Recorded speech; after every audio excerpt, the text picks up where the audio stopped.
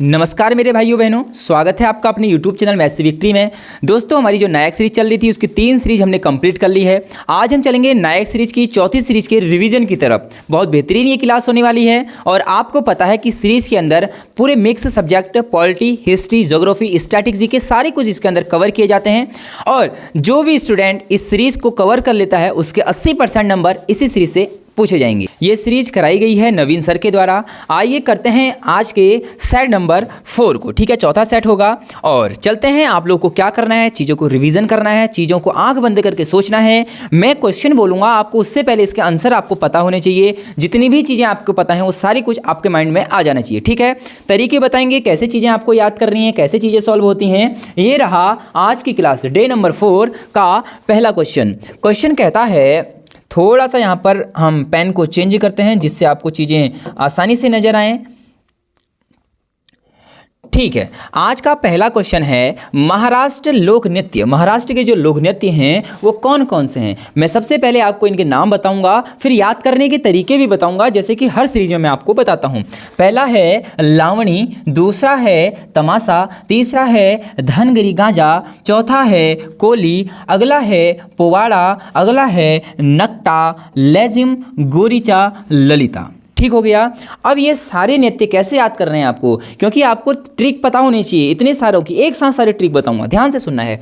देखिए, सबसे पहले मुझे ये बताइए, जो हमारा महाराष्ट्र है, जो हमारा क्या है महाराष्ट्र है, वो नदी किनारे है कि नहीं है? नदी किनारे, समुद्र किनारे है कि नहीं है? समुद्र किनारे है। भैया समंदर किनारे अगर है तो यहाँ नमक क्या होगा? ज़्यादा होगा, लवण ज़्यादा होगा। तो लौ से देखो, नमक ज़्यादा है ना, लवण ज़्यादा है, तो वहाँ से हमने बोल दिया लावणी। ठीक है, लावणी। अब एक व्यक्ति जो नमक ला रहा था वो क्या कर रहा था? तमाशा करते हुए आ रहा था। जो व्यक्ति नमक ला रहा था वो तमाशा करते हुए आ रहा था और लोगों ने उसके ऊपर क्या गिरा दी? गांज गिरा दी। बोलते ना, तेरे ऊपर तो गांज गिर गई, मतलब उसके ऊपर दिक्कतें आ गई, तो धनगिरी गांजा। ठीक है, लोगों ने उसे गाली दी और बोला कि तू कोली है, तू क्या है? कोली है, तू पोवाड़ा है, तू नकटा है, ठीक है, तू लेजिम है।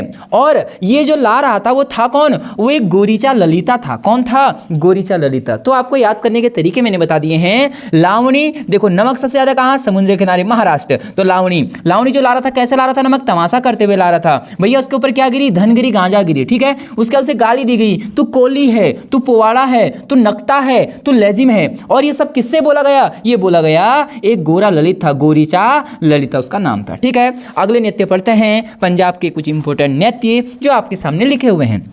गिद्दा, जूली और भांगड़ा। ठीक है, ये तो पंजाब के नृत्य सबको याद होते हैं। भांगड़ा सबको पता है, जूली जूली वहीं का नृत्य है और गिद्दा भी वहीं का नृत्य है। ठीक है, अगला क्वेश्चन है कथक शब्द की उत्पत्ति कहाँ से हुई? भैया जो कथक शब्द की उत्पत्ति है वो हुई थी कथा से। और कथकली, जो कथकली है, इस शब्द का जो स्टार्टिंग हुआ था वो भी कहाँ से हुआ था? कथा से ही हुआ था। ठीक हो गया।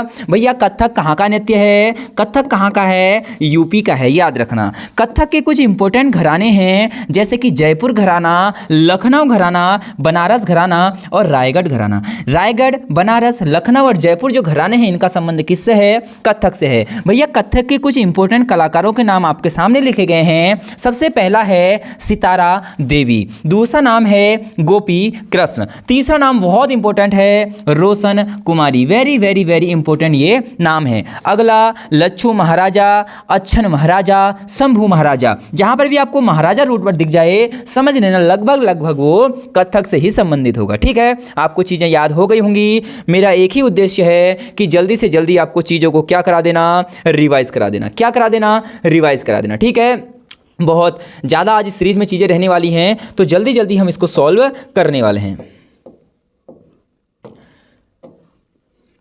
कहाँ दिक्कत आज? अच्छा ठीक है, तो थोड़ा सा इरेजर हम बड़ा कर लेते हैं, तब तक आप लोग अगला क्वेश्चन को रीड करेंगे। अगला क्वेश्चन कहता है आगरा घराने के कुछ इंपॉर्टेंट कलाकारों के नाम आपको बताते हैं। ठीक है, आगरा। भैया अगर आग लग जाती है तो हाथ क्या होता है? सूज जाता है। हाथ क्या होता है? सूज जाता है। तो आगरा घराना के जो संस्थापक हैं, आगरा घराना से जो संबंधित हैं, वो कौन है? सुजान खान। भैया जब आग लगती है तो हाथ सूज जाते हैं, तो इससे हो गया सुजान खान। याद करने का तरीका। भैया ग्वालियर घराने के इंपॉर्टेंट व्यक्ति, भैया उस्ताद हस्सू तानसु खान। भैया Tansen very very very important, याद क्वेश्चन पूछेगा कि भैया तानसेन किस घराने से संबंधित थे, किससे थे, ग्वालियर घराना। भैया नेत्यू खां और हद्दू खां, जिसके लास्ट में खां आ जाएगा समझना वो ग्वालियर घराने से संबंधित है। अगला है पटियाला घराना।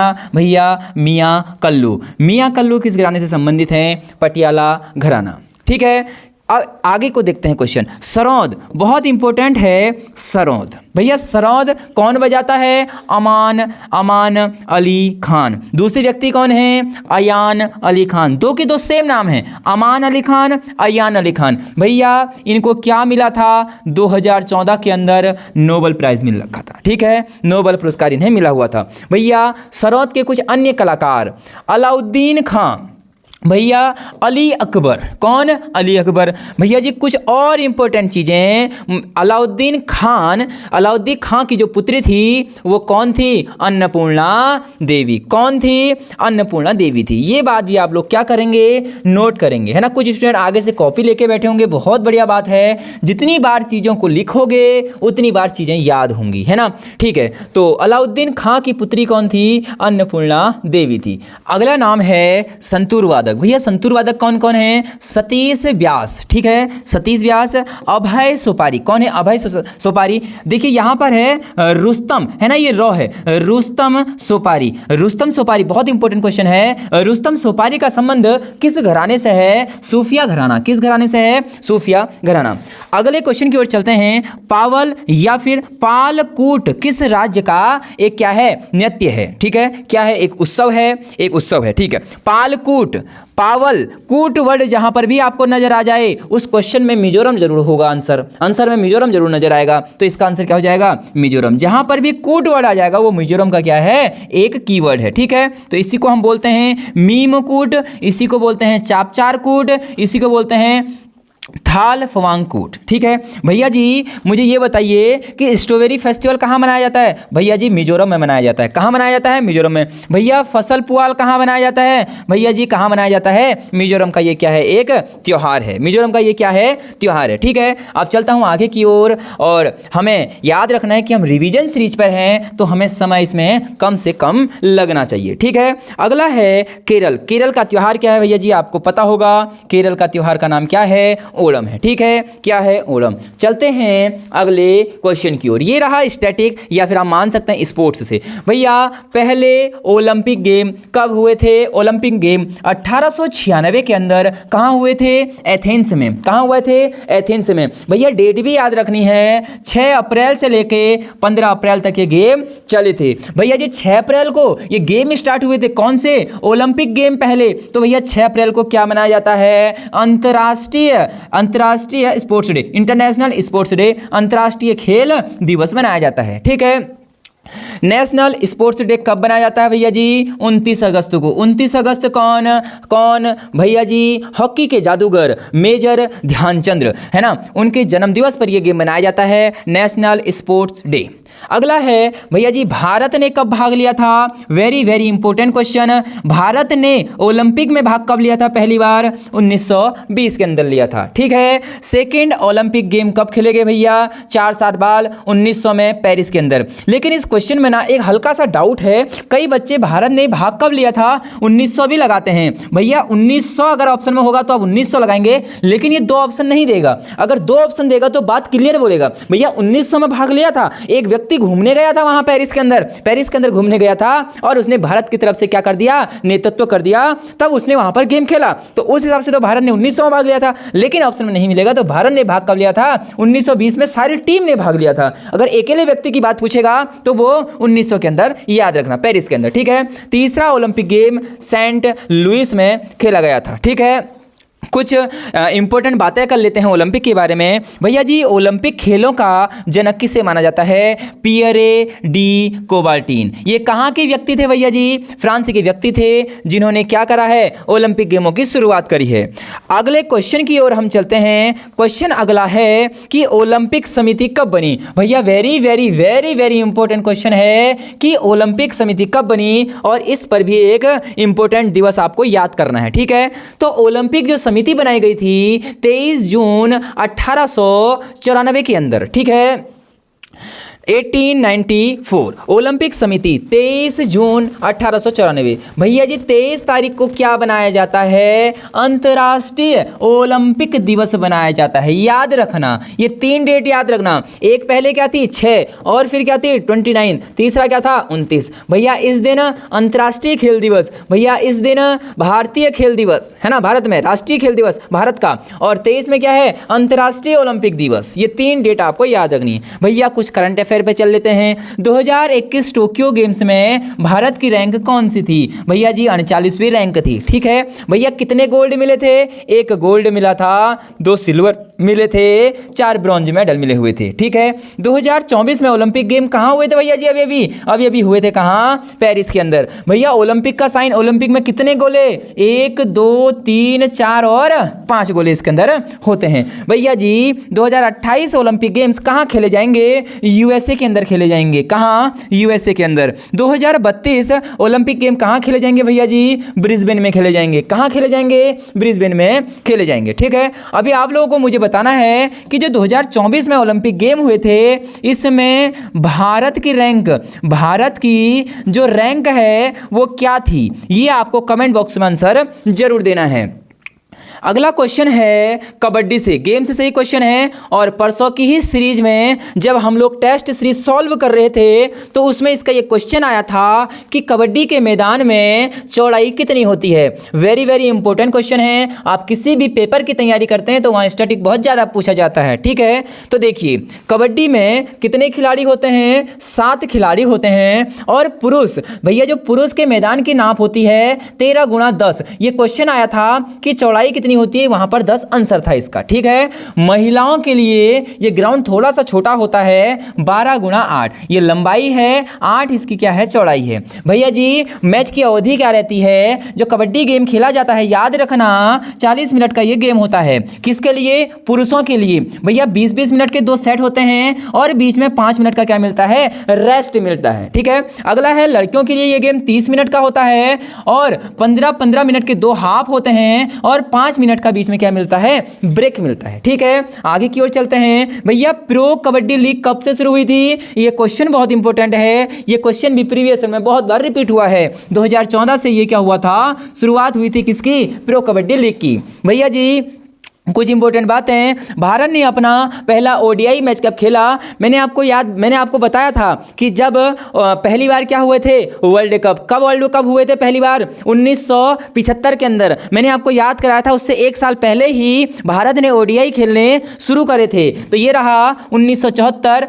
भैया जी किसके बीच हुआ था? इंग्लैंड के साथ हुआ था। कप्तान थे अजीत वाडेकर। कौन थे? अजीत वाडेकर। भैया जी आप मुझे बताइए कि जब पहली बार हॉकी विश्व कप हुआ था उस समय भारत के कप्तान कौन थे? दूसरा बात है भारत ने अपना पहला टेस्ट मैच कब खेला था? भैया जी 1932 के अंदर, ये भी इंग्लैंड के साथ खेला गया था। उस समय भारत की ओर से जो कप्तानी करी थी सीके नायडू। एक ट्रॉफी भी है सीके नायडू का संबंध किससे है? वो क्रिकेट से ही है, क्योंकि वो क्या थे? क्रिकेट के एक खिलाड़ी थे जिन्होंने 1932 में पहले टेस्ट मैच में क्या की थी? कप्तानी करी थी। भैया जी भारत ने अपना T20 कब खेलना स्टार्ट किया? भैया बताओ T20 विश्व कप कब से शुरू हुआ? 2007 से। उससे 1 साल पहले ही भारत ने इसमें भाग ले लिया था, तो 2006। भैया जी उस समय के कप्तान कौन थे? आपको तो याद ही होगा, है ना? वीरेंद्र सहवाग, है ना? वीरेंद्र सहवाग।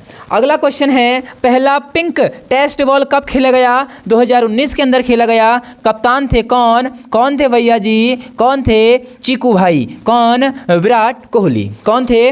विराट कोहली। ठीक है, ये हो गया इसका रिवीजन। आपको ऐसे ही रिवीजन करना है जल्दी जल्दी पूरी सीरीजों का। आप कहीं भी घूमते फिरते, नहाते, खाते, पीते, कुछ भी उस समय आप इसको चला दें, आपको चीज़ें याद हो जाएंगी। मैं इतनी बार चीज़ों को रिपीट कर रहा हूं ताकि चीज़ें आपको हाथों हाथ याद हो जाए। सारी रिवीजन भी आपको बता रहा हूं कि कहां पर हमने क्या पढ़ाया था, कहां पर चीज़ें कैसे याद करी थी। भैया जी कुछ इंपॉर्टेंट बुक हैं, इससे पहले मुझे बताएंगे कि इन बुकों के बाद आप मुझे एक होमवर्क बताएंगे। 2006 के अंदर बुकर पुरस्कार किसे मिला था? हमने सेट नंबर पहले में ये पढ़ा हुआ था। ठीक है, क्वेश्चन है द ग्रेट इंडियन नोवेल किसकी पुस्तक है? भैया जाने माने अपने राइटर कौन? शशि थरूर। कौन? शशि थरूर की पुस्तक थी द ग्रेट इंडियन नोवेल। भैया इन्हीं की पुस्तक का नाम है पैक्स इंडिका। इन्हीं की पुस्तक का नाम है एन एरा ऑफ डार्कनेस।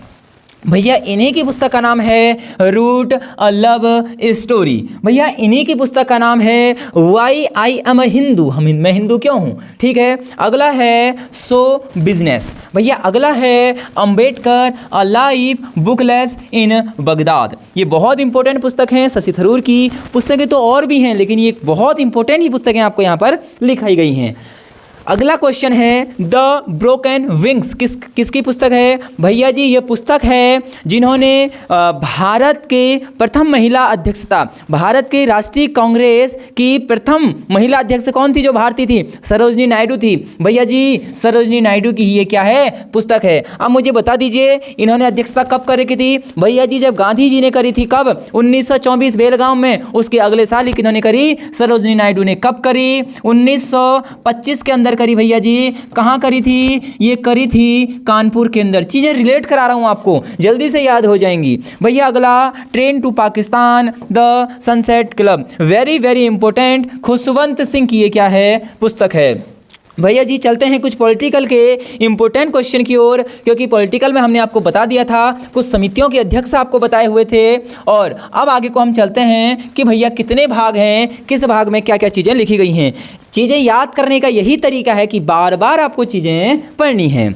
ये रहा अगला भैया भाग वन। भाग वन में क्या लिखा गया है भैया, भाग वन में आर्टिकल 1 से 4 तक हैं, जिसमें संघ के बारे में बातें की गई हैं। जिसमें किसके बारे में बातें की गई हैं, संघ के बारे में बातें की गई हैं। आंख बंद करिए, मैं क्वेश्चन पूछूंगा तो मेरे साथ बताना कि भाग 2 में क्या लिखा गया है। भाग 2 में आर्टिकल बताइए कहां से कहां तक हैं, 5 से 11, और इसमें बताया गया है कौन कौन भारत का नागरिक होगा। तो इसमें नागरिकता के बारे में बताया गया है कौन होगा और कौन नहीं होगा। भैया भाग 3 आंख बंद करके बोलेंगे क्या है, आर्टिकल नंबर, भाग 3 आर्टिकल नंबर 12 से 35 के अंदर। भैया इसके अंदर क्या है, हमारे मौलिक अधिकार हैं कि हमारा क्या क्या इस देश में अधिकार है। भैया जी भाग 4 में क्या है, आर्टिकल 36 से 51 तक हैं। भैया इसमें राज्य के बारे में बातें चलती हैं, DPSP, राज्य के नीति निर्देशक तत्व। ठीक हो गया। अगला है भाग 4 का ए। भाग 4 का ए ये पहले हम बता चुके हैं कि भैया ये 4A, BC जो होते हैं ना, ये बाद में जोड़े गए हैं। तो ये भाग 4A, 4 के बाद उस समय तो 5 होगा स्टार्टिंग में, ये बाद में जोड़ा गया है। ये कब जोड़ा गया, बाद में ये जोड़ा गया है। भैया भाग 4A में क्या है, फंडामेंटल ड्यूटीज। भैया जी मौलिक कर्तव्य हैं, क्या हैं, मौलिक कर्तव्य। स्टार्टिंग में 10 मौलिक कर्तव्य जोड़े गए थे, बाद में एक मौलिक कर्तव्य और जोड़ा गया जो कि 2002 में जोड़ा गया था। कौन से अमेंडमेंट एक्ट द्वारा, भैया जी 86वां अमेंडमेंट एक्ट। और इसमें क्या था आप लोगों को पता होना चाहिए। ठीक है, तो अभी कुल मिला के 11 मौलिक कर्तव्य हैं। अगला है भाग 5। भाग 5 वेरी वेरी इंपॉर्टेंट है, संघ के बारे में बातें की गई हैं, 52 से लेकर 151 तक, केंद्र के बारे में बातें की गई हैं। ठीक है।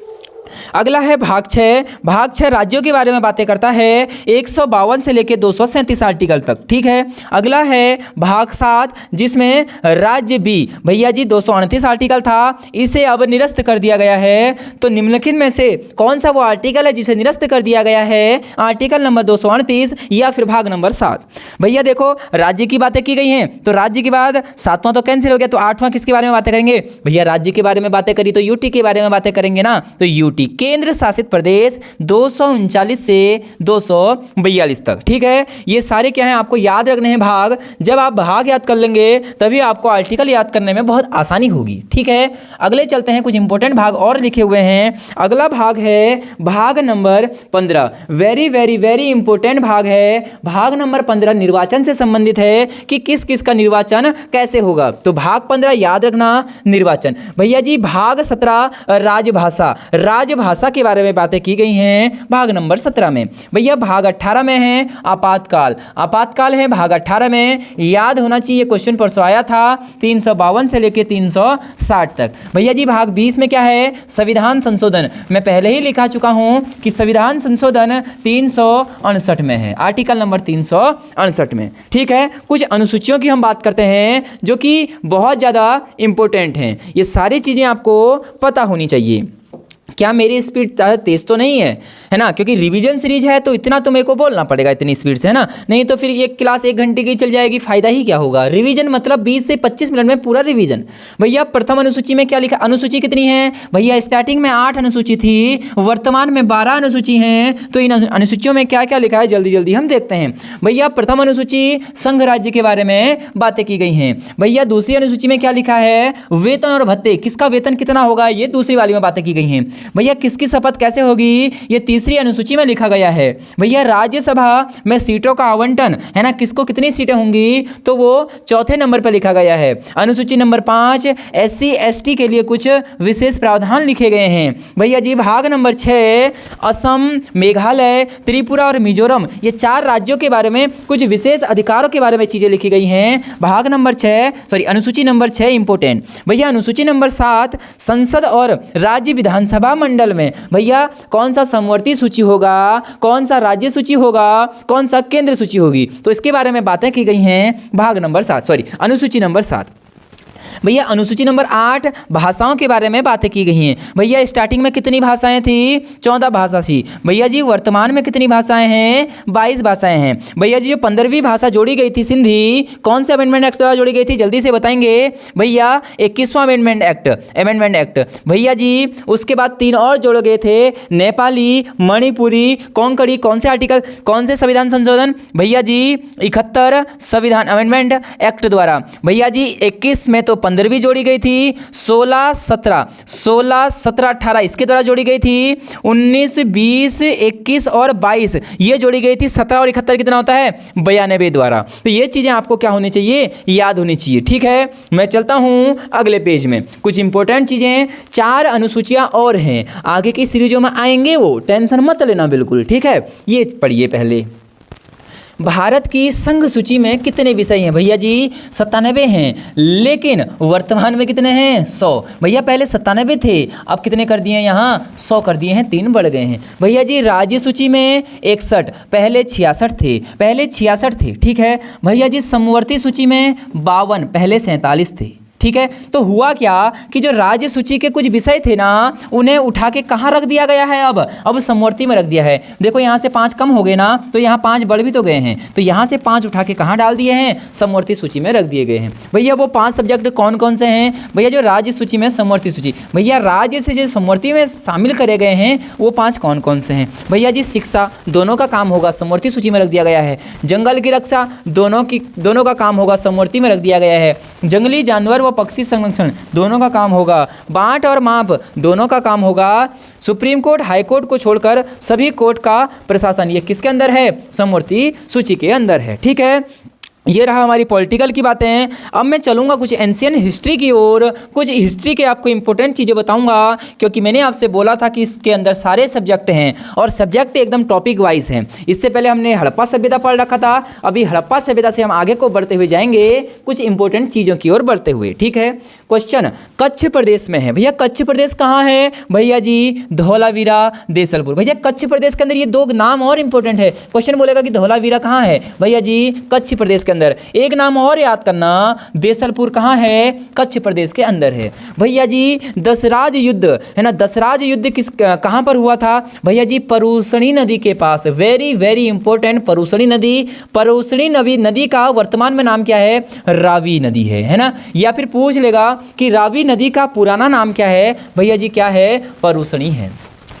भैया ऋग्वेद में कितनी चीज़ें हैं, सबसे छोटा कुल होता है, कुल के बाद ग्राम होता है, ग्राम के बाद विश्व के बाद जन और जन के बाद राष्ट्र। तो भैया बोल देगा ऋग्वेद में इन सब में से बड़ा कौन था, सबसे बड़ा राष्ट्र होता है, उससे छोटा जन होता है, जन से छोटा विश्व होता है, विश्व से छोटा ग्राम होता है, और सबसे छोटे वाले को क्या बोलते हैं हम, कुल बोलते हैं। ये आपको याद होना चाहिए। ठीक है, अगला भैया जी ऋग्वेद में क्या है, ऋग्वेद में किसके बारे में जानकारी दी गई है, भैया जी प्रार्थनाओं के बारे में जानकारी दी गई है। ठीक है, यजुर्वेद में क्या है, यजुर्वेद में कर्मकांड के बारे में बातें की गई हैं। भैया जी सामवेद में 100 से संगीत, 100 से सामवेद, सामवेद में क्या है भैया जी, संगीत के बारे में बातें की गई हैं। वेद कितने होते हैं हमारे, 4 वेद होते हैं, ये सभी को पता है। भैया वेदांग कितने होते हैं, 6 वेदांग होते हैं। भैया जी उपनिषद कितने हैं, 108 उपनिषद हैं। और पुराण हमारे कितने हैं, 18 हमारे पुराण हैं। ठीक है, मैंने जैसे आपको बताया था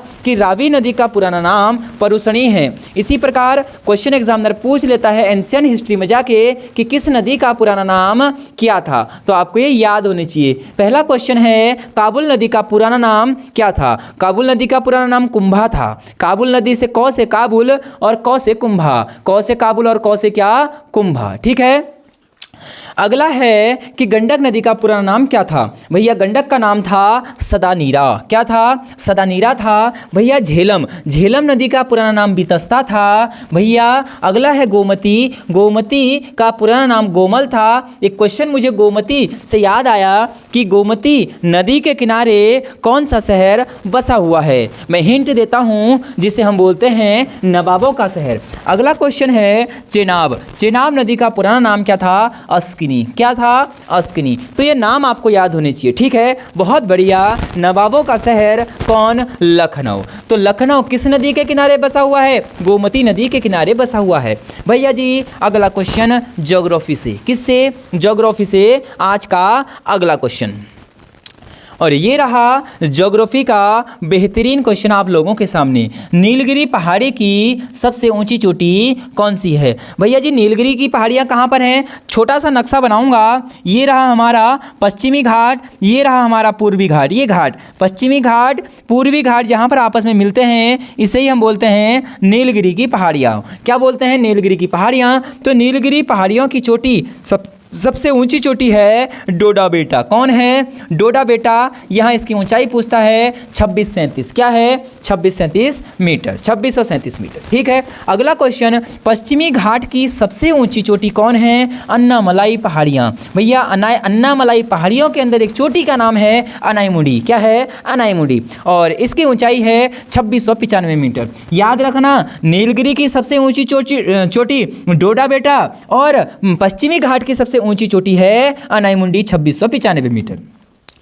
पूर्वी घाट की सबसे ऊंची चोटी कौन है भैया जी, जिदागदा पहाड़ियाँ। जिदागदा पहाड़ियाँ हैं 1690 मीटर की। ये किस राज्य में है, आंध्र प्रदेश के राज्य में स्थित हैं। भैया दूसरा है महेंद्रगिरी। महेंद्रगिरी पहाड़ियाँ बहुत पूछता है एग्जाम में, मैं फिर बोल रहा हूँ, महेंद्रगिरी पहाड़ियाँ कहाँ हैं, उड़ीसा के अंदर हैं, 1510 मीटर की। ठीक है, ये आपका ज्योग्राफी भी मैंने रिवीजन करा दिया। लास्ट 2 पेज हमारे और हैं, थोड़ा सा इंपॉर्टेंट ज्योग्राफी के बारे में बातें और करते हैं। भैया जी पश्चिमी घाट की सेकेंड हाईएस्ट चोटी कौन सी है, भैया जी मिसा पुल्लीमल्ला।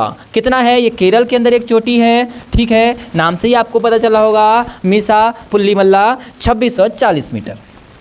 भैया जी कुछ हिल्स के नाम लिखे हैं, कुछ पहाड़ियों के नाम लिखे हैं आपके सामने और आपको ये बताने हैं। भैया जी बट्टेश्वर हिल्स कहाँ हैं, बट्टेश्वर हिल्स अपने बिहार में, बिहार के अंदर, किस बिहार के अंदर भी बताइए और अंदर डीप जाइए। भैया कौन है बिहार के अंदर, भागलपुर के अंदर। ठीक है, भागलपुर के अंदर कौन है, बट्टेश्वर हिल्स। भैया बेल्लारी हिल्स कहाँ हैं, अपने कर्नाटक में है भैया जी। भैया जी चीन हिल्स कहाँ हैं, मणिपुर में है। ठीक है, मणिपुर। भैया जी धौंसी पहाड़ियाँ वेरी वेरी वेरी इंपॉर्टेंट है। धौंसी की पहाड़ियाँ महेंद्रगढ़ हरियाणा के अंदर, कहाँ है, हरियाणा। भैया जी गडजात की पहाड़ियाँ कहाँ हैं, उड़ीसा के अंदर हैं। कहाँ हैं, उड़ीसा के अंदर हैं। भैया जी मांडव, मांडव पहाड़ियाँ हैं हमारे, मांडव हैं हमारे जम्मू कश्मीर के अंदर। कहाँ हैं, जम्मू कश्मीर के अंदर कौन है, मांडव पहाड़ी। भैया जी Shevaroy, very very very important question, Shevaroy है तमिलनाडु के अंदर। कहाँ है, तमिलनाडु के अंदर। कुछ और इंपॉर्टेंट बातें करते हैं ज्योग्राफी के बारे में, क्योंकि हर एक टॉपिक को हमें लेके चलना है और धीरे धीरे 25 सीरीज होते ही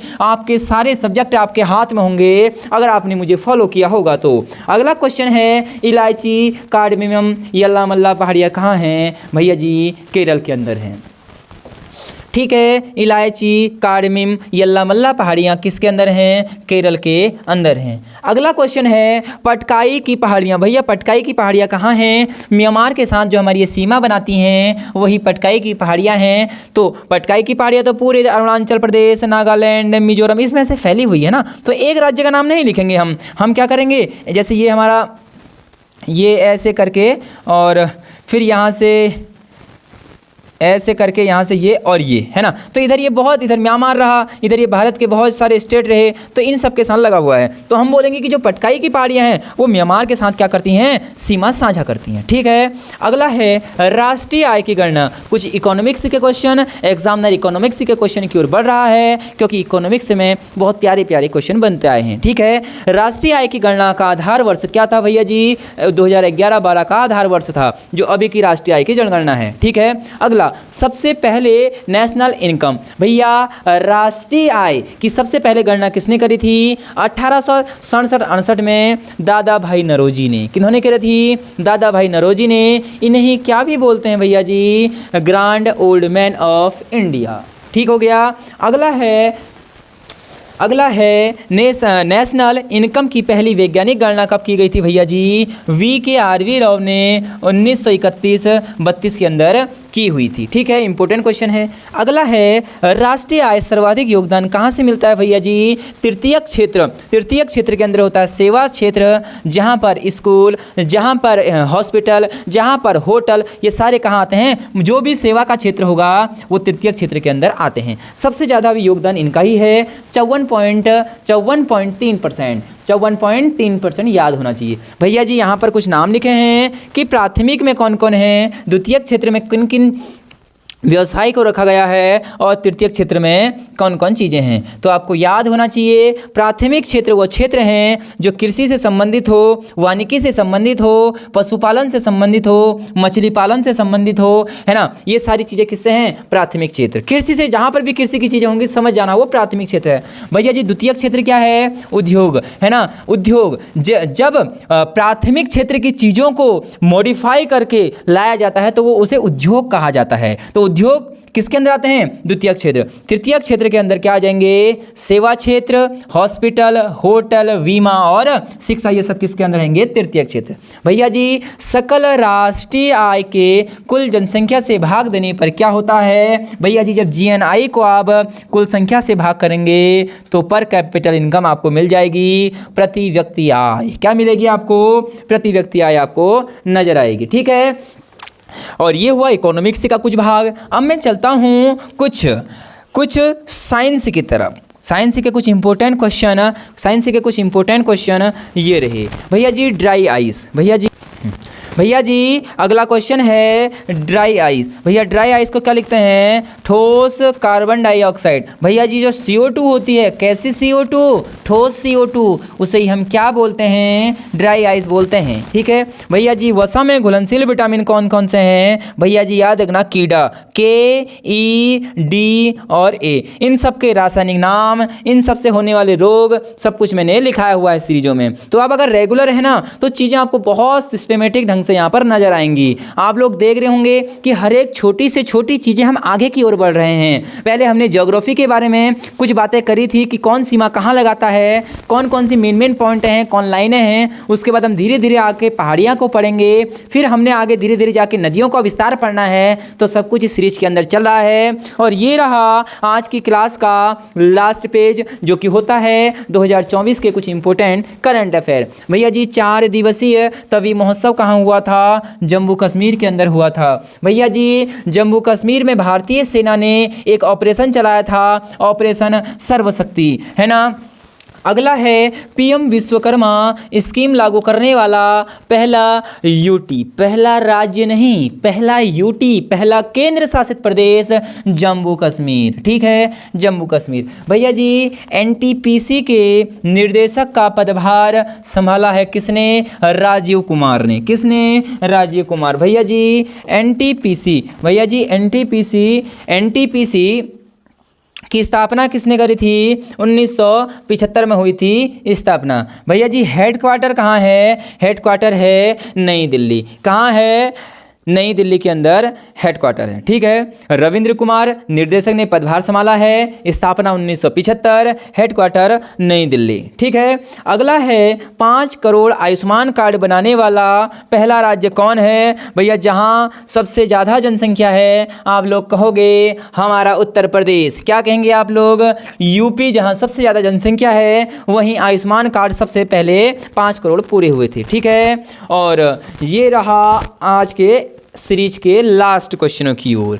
भैया जी, न्यू नाम आयुष्मान कार्ड का नया नाम क्या है? पीएम जन आरोग्य योजना। भैया जी, ये लॉन्च कब हुआ था? लॉन्च हुआ था 23 सितंबर 2018 को। कहाँ से स्टार्ट हुआ था भैया जी? रांची से स्टार्ट हुआ था। भैया जी, किसके अधीन है ये राष्ट्रीय स्वास्थ्य प्राधिकरण के अधीन है। भैया जी, स्वास्थ्य मंत्री अभी कौन है? मनसुख मांडविया, है ना। अगर मनसुख है तो स्वास्थ्य हमारा अच्छा है, तो स्वास्थ्य मंत्री कौन है? मनसुख मांडविया। अगला है पलाश पुष्प महोत्सव 2024 का आयोजन कहाँ होगा भैया जी? दिल्ली में। याद रखना सिर्फ पलाश का। अगर अंतर्राष्ट्रीय पलाश महोत्सव 2024 पूछे, सिक्किम के अंदर कहाँ? गंगटोक के अंदर। कहाँ होगा भैया जी? गंगटोक के अंदर होगा। और ये डे नंबर 5 हम कल को आपको सीरीज देंगे, तो आपको सीरीज पढ़ने में मज़ा आया होगा। ये थी चौथी सीरीज, और दिन पर दिन आपकी जीएस आपकी मुट्ठी में होगी, और जीएस में आपके एक बेहतरीन नंबर होंगे। मैं आपसे ये वादा करता हूँ, अगर आपने मेरे साथ 25 की 25 सीरीजों का रिवीजन कर लिया, आप लोगों ने नोट्स बनाए होंगे। अगर नोट्स नहीं बनाए हैं तो टेलीग्राम ग्रुप पर मैं ये नोट्स को शेयर करता हूँ। जो दूसरी और तीसरी सीरीज थी अभी तक सेंड नहीं कर पाया हूँ, लेकिन अभी शाम को जब आप देखेंगे तो उसमें सारी सीरीजें लोड आपको मिलेंगी। ठीक है। आपको चीज़ें बेहतरीन पसंद आ रही होंगी। मेरा ये प्रयास, मेरा ये एफर्ट आपको कैसा लगता है, एक बार एक कमेंट जरूर करें। मैं मिलूंगा कल एक बेहतरीन वीडियो के साथ। जब तक के लिए जय हिंद, जय भारत।